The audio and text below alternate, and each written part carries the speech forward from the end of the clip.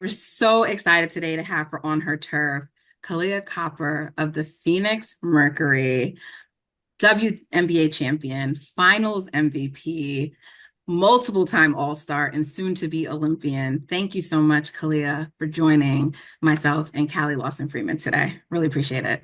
No problem. I'm excited. So let's just get into it because All-Star is around the corner. So this is going to be your fourth All-Star appearance, but you've also been an All-Star in a host city before. So I wanted to know, is there any kind of different responsibility that goes into that when you're the host city versus just participating in the contest or the game? No, it's actually a relief, the travel, eliminating that part of it, especially with it being an Olympic year. That definitely helps you. But no, I'm excited to host. I think Phoenix is going to be great, going to be very, very hot, but we're going to have a good time. You tweeted that it's going to be lit. Is part of that some of the business obligations that you have, some exciting moves coming up?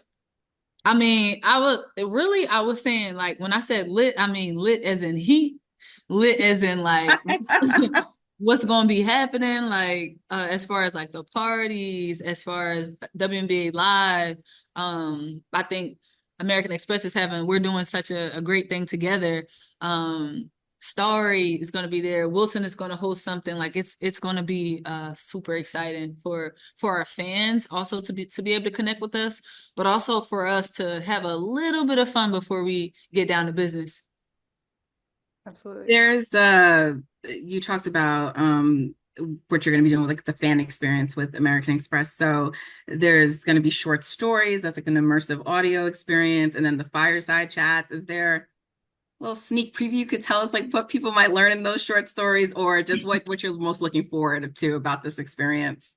I mean, my favorite thing was the fans can take a short quiz, and you can Yeah. get to like your personality. Like that was inspired by me and other WNBA players. But what, of course, mine was trash talker.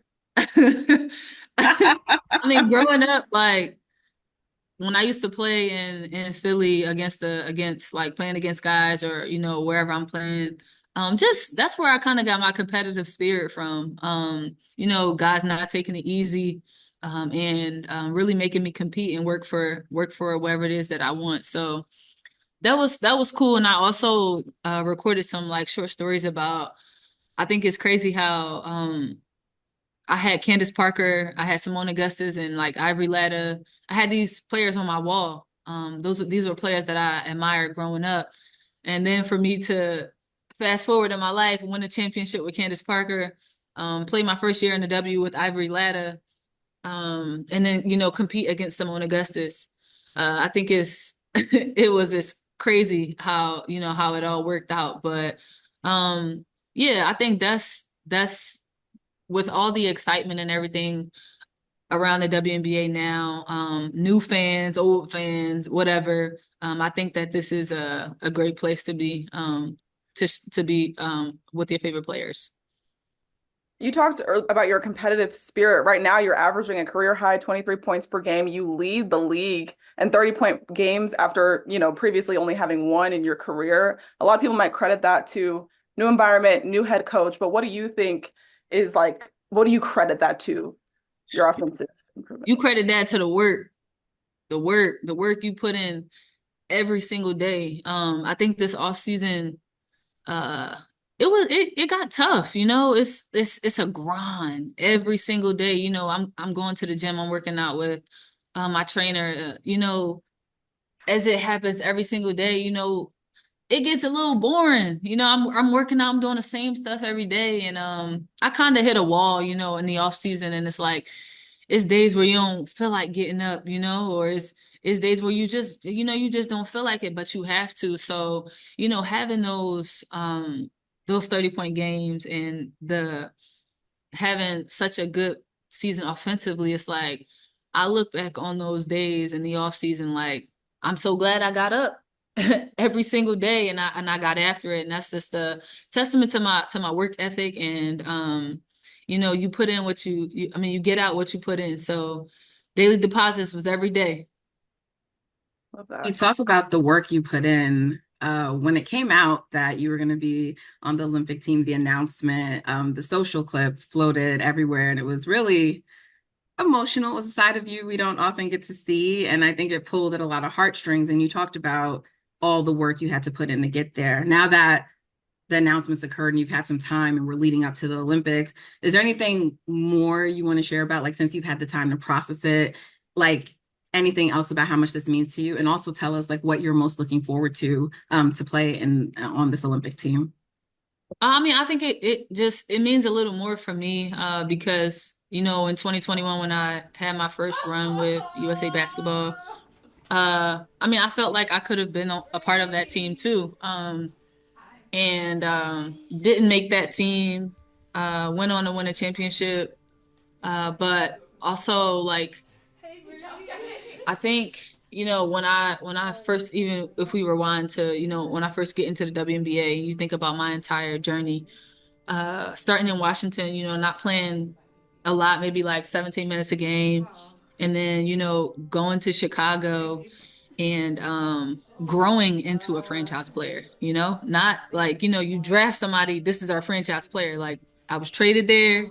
I didn't play the first couple years. Had to kind of figure out, you know, what my role, what I was going to bring consistently. But for me, just my journey, I think my entire journey, and then leading up into USA basketball experience and not making a team, then making that World Cup team, and then just continuing to build off of that. Yeah, like I think it was a grind. So to hear you, I mean to run in and breathe, like they surprised me. I walk in that room and I'm like, whew, like I wouldn't trade it. I wouldn't trade my process for anything.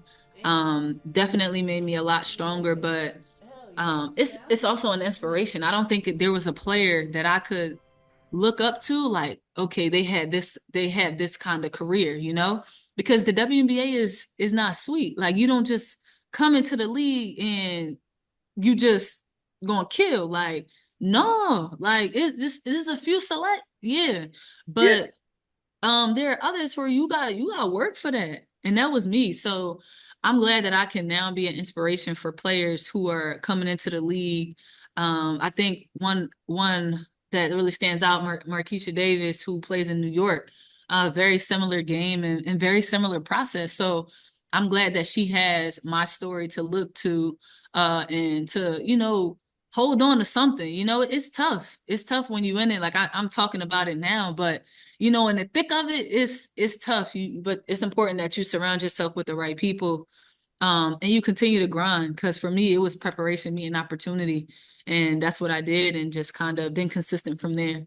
Thank you so much for joining us and spending some time with us. We really appreciate it. Good luck in the All-Star game, and also good luck with Team USA when that time gets here. Looking forward to watching you.